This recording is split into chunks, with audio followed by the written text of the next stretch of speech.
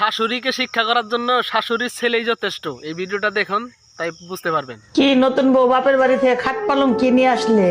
কি মা, শ্বশুর বাড়িতে গেলে কি খাট পালং নিয়ে যেতে হয়? তাহলে আমি যে শ্বশুর বাড়িতে গেলাম আমাকে তো বললে না খাট পালং নিয়ে যাইতে। তাহলে এরপরে যখন যাবো শ্বশুর বাড়িতে আমিও খাট পালং নিয়ে যাব। তাহলে গয়নাগুলো দাও আমার কাছে, আমি তুলে রেখে দেই। মা, আমার বোনের গয়নাগুলো কি আমার বোনের কাছে না আমার বোনের শাশুড়ির কাছে? কেন তোর বোনের কাছে? আমার বোনের গয়নাগুলো যদি আমার বোনের কাছে থাকে তাহলে ওর গয়নাগুলো ওর কাছেই থাকবে। ওর গয়না ওকে দিয়ে দাও। ওর জন্য লোকার আছে, ওর গয়না ওর লোকারে রাখবে।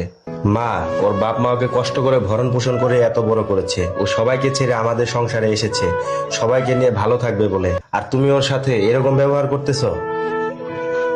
তুমি মায়ের এইসব কথায় মন খারাপ করো না, আমি সব সময় তোমার পাশে আছি। কি ব্যাপার, আমার ছেলে মেয়েরা কেউ খায় নাই, তুমি খেতে বসে গেলে? কি মা, তুমি এরকম ভাবে বলছো কেন? ও তো কারো না কারো মেয়ে, ওরও তো ক্ষুধা লাগে। ওর শরীরটা খারাপ, তাই আমি ওকে বলছি সময় মতো খেয়ে নিতে।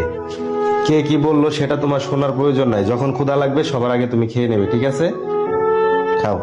এই নাও মা, এটা তোমার হাত খরচের টাকা, রেখে দাও। এই নাও, এই টাকাটা রাখো, এটা তোমার হাত খরচের টাকা। হ্যাঁ, এই কি বউকে হাত খরচ দেওয়ার কি দরকার আছে? এই টাকাটা তো তুই সংসারেও খরচ করতে পারিস। এমন করে কেন বলছো মা? তুমিই তো বলতে যে বাবা আগে তোমাকে অল্প অল্প হাত খরচ দিত, সেটা তুমি জমিয়ে তোমার শখগুলো তুমি পূরণ করতে। তাহলে ওকে হাত খরচ দিতে তুমি কেন না করতেছো? ওর নতুন বউ বলে ওর কি কোনো শখ আহ্লাদ নেই?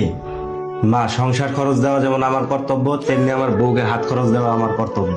এই টাকাগুলো তুমি তোমার নিজের ইচ্ছা মতো খরচ করবে, আর যদি কিছু বাঁচে তাহলে তুমি বাড়িতে পাঠিয়ে দিও, ঠিক আছে?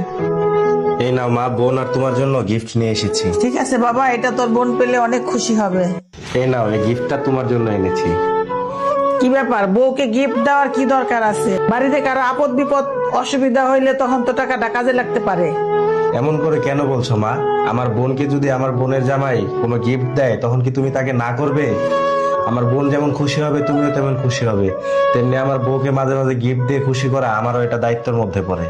যে পুরুষ তার স্ত্রীকে সাপোর্ট দিয়ে আগলে রাখতে জানে সেই স্ত্রীর জন্য এই পৃথিবীটা হয়ে ওঠে স্বর্গ সমতুল্য। আর কোনো নারীর কপালে মায়ের অন্ধভক্ত ছেলে যদি একবার জোটে এবং ন্যায় অন্যায় না দেখে সেই ছেলে সবসময় স্ত্রীর বিপক্ষে অবস্থান নেয়, তাহলে সেই স্ত্রী জীবন হয়ে ওঠে নরক সমতুল্য। স্ত্রীকে সাপোর্ট দিয়ে আগলে রাখার সাহস যেই পুরুষের নাই, তোমরা বিয়ে করো না ভাই।